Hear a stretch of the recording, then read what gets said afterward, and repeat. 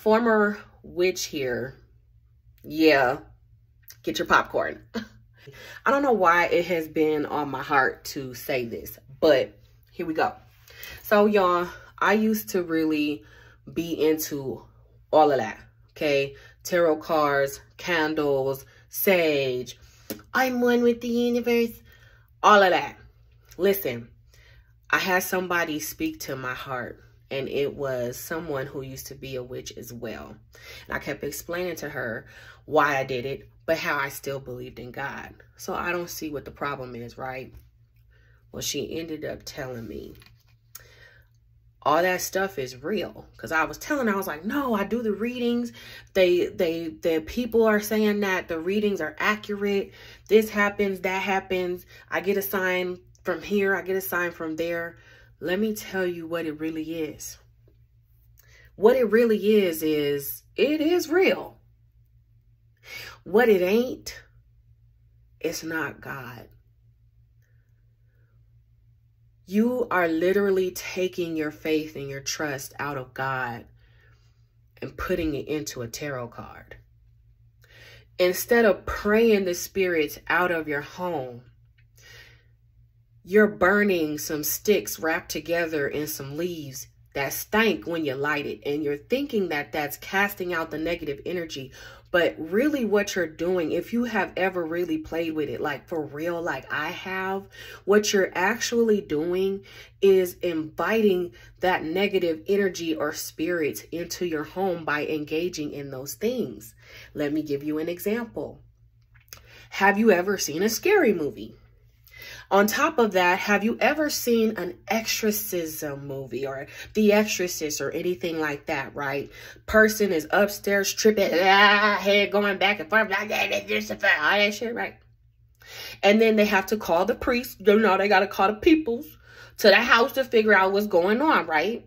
And then they get inside of the house. And when you get inside of the house, what are some of the things? Because you always, you know, there's always that one person snooping around in the basement or the living room or the person's personal belongings. You know, they just wandering around and they start to come across things like Ouija boards, altars, tarot cards. And everybody in the house is wondering why this person upstairs is tripping. And the reality of it is, when you open yourself up to those spirits like that, those types of things are the gateways to that realm. And your sage can't burn it away. That's why people go crazy. That's why you have to call the exorcist to get the stuff up out of you, because you've brought it in by playing with that mess. Now, for me, I thought I was just getting a sense for myself. You know, I was on my little road, you know, to finding myself. And I'm thinking that it was okay because I still believed in God. So what was the problem? But that was the problem. That it's basically blasphemy. You are performing blasphemy. When you say, God, I'm not going to put my trust in you. I'm going to put my trust in my sage. I'm not going to wait on an answer from the divine and have a divine intervention and the Lord tell me what my purpose is and what my life is and what my future holds. I'm going to lay out some cards. And the real thing is, you don't really know who you're talking to. It's all fun and games. Until your child is sitting in their room, supposed to be asleep, wake up out they sleep screaming and crying like they done seen a ghost. And when you calling them to you from the other room, they won't even get up out the bed. It's fun and games until you fall asleep and experience sleep paralysis is what they call it in the medical world. What it is a demon on your ass. And you can't move. That's how people get suffocated. And they do these autopsies on these folks. And all they can say is they died from being suffocated. But what suffocated them?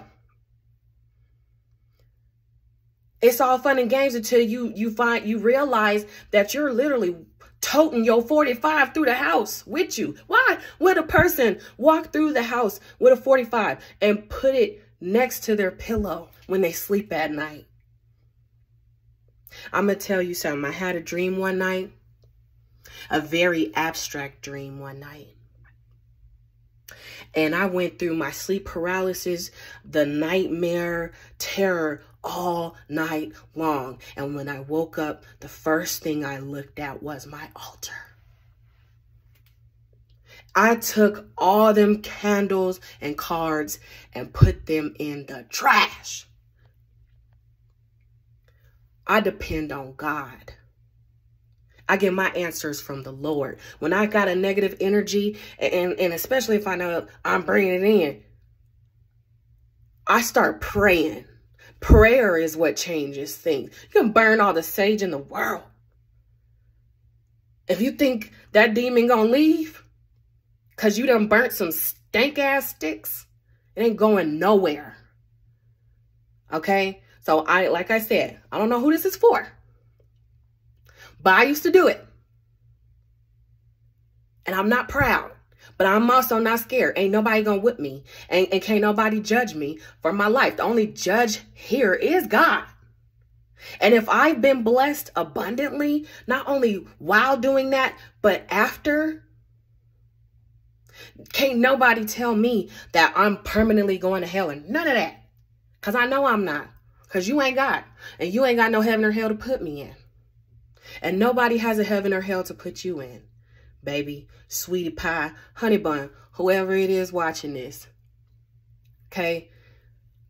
I understand you want to find yourself, and there's nothing wrong with that. Find yourself.